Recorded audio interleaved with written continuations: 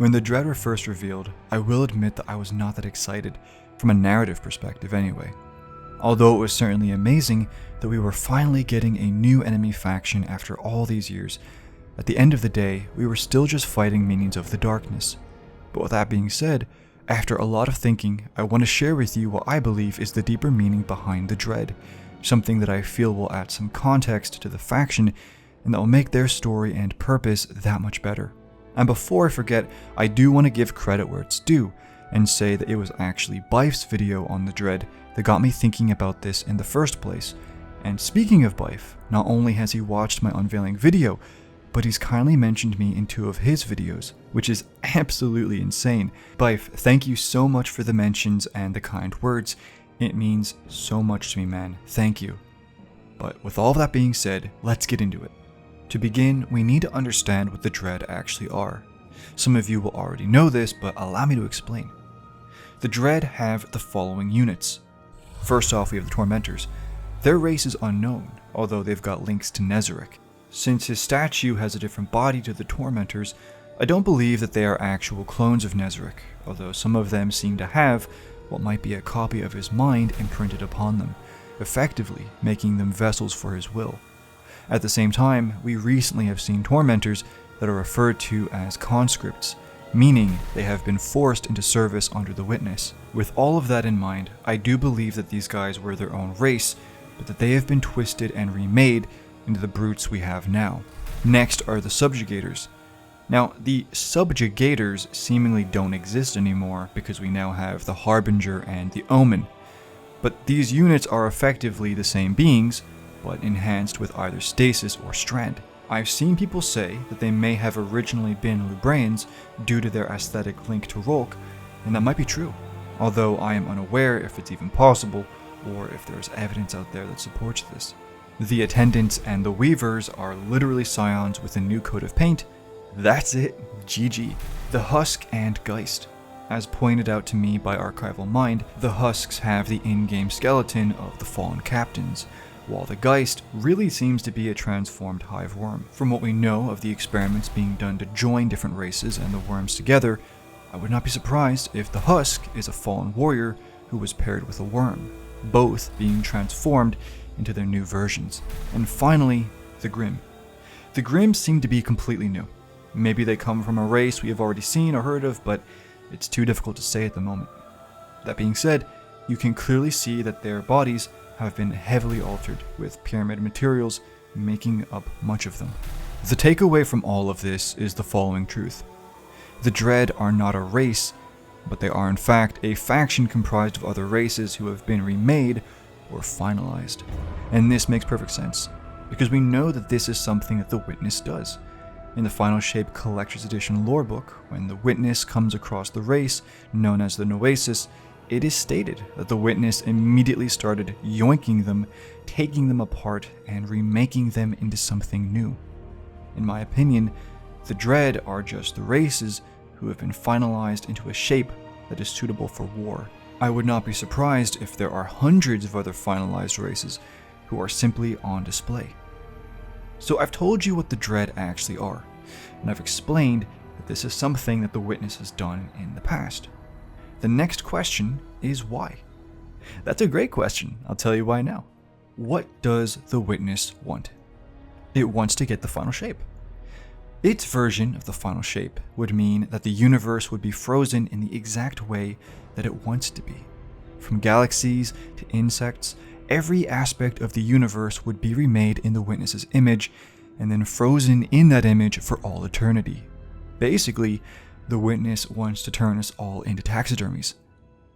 Bife made a great point about this in his video when he pointed out the possibility of the Dread representing what will happen to all of us if we lose, what I guess we could call the dreaded future. But here's the problem. In order for the Witness to be able to snap its fingers and instantly get the state of the universe it wants, it needs to get the light.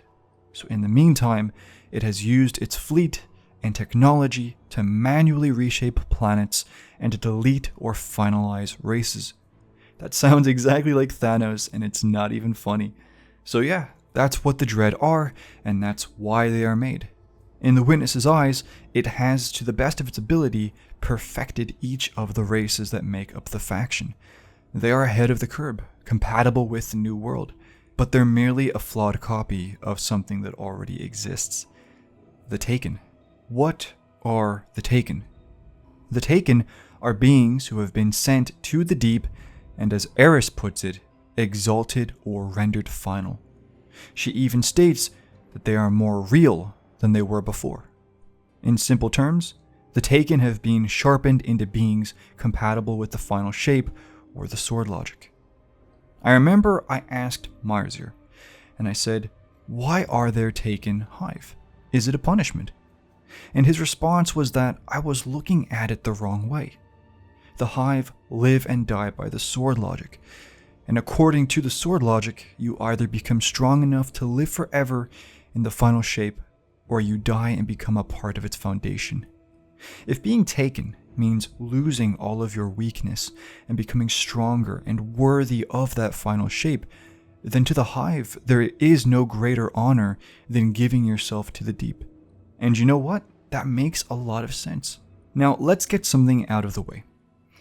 It has been alluded to that the Witness is the true master of the Taken, and even when I was researching for this video, I saw that on Destinypedia it says as much. I fundamentally reject this, and here's why. Oryx, the Taken King. Absolute mad lad. How did he get the power to take? Well, first, he had to get the knowledge of how to communicate with the deep, from the worm god Akka. Akka and the other worm gods very clearly worship and serve the deep and the darkness, hence their imprisonment in Fundament. The fact that Akka knows how to speak with the deep, which is the darkness, says a lot about its relationship to it. The worms do not serve or worship the Witness.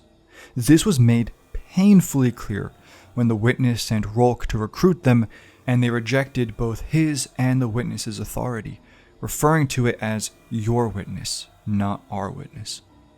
Okay, let's get back to the start. How did Oryx, or Auryx, get the power to take? From Akka, a being not connected to the Witness. And from Akka, Auryx learned how to travel into the deep and to speak with it, because the deep is both a place and a character. And it's after speaking with the deep, a character described as the beautiful final shape, that he returned as Oryx, the Taken King. We know that after Oryx died, Savathûn controlled the Taken up until Season of the Lost. After that, it was Xivu who took the mantle. That being said, it is suggested by Savi that Xivu was given that power with orders on how to use it, and again it is assumed that these orders came from the Witness. And this would make a lot of sense when looking at the relationship between the Witness and Xivu. So I do think it's possible for the Witness to take control over the Taken, but it is not the master or the source of that power. Let me ask you this, and honestly this is what it all comes down to. If the Taken are beings perfected by the darkness itself, made worthy of the final shape that all followers of the sword logic are seeking to create, then what is the point of the dread? If the Witness can take and make Taken, and the Taken represent the exact same purpose as the dread, then why make the dread and not Taken? It is because the power to take comes from the darkness, and the Witness is not the darkness. I've explained this in multiple videos, but the Witness's ideology and the ideology of the Deep and the sword logic are very different, and the Deep and the Witness are two different characters. The Witness is a creation playing at being a creator. In its pride and hubris, it believes that it knows what the universe should be, and so seeks to remake it according to its vision. But without the power of those who did make the universe, the Witness can only use what is available to it, leftover tools of the gardener from its past, and what darkness it does have. And so while it tries to remake and finalize things, they can never be perfect. They can never be cleanly done. As stated in the Collector's Edition lore, when the Witness removes and returns planets, for example, its actions leave scars on the universe. This is why it needs the light, because even after an infinite amount of time, if the Witness was able to remake every single object in the universe, it would be left with something misshapen and flawed. Because evil cannot create, only corrupt. So when you fight the Dread, what you are fighting is something the Witness has deemed perfect, but in reality the Dread, like everything else the Witness has touched, they're flawed, and they are a walking embodiment of the Witness's failure.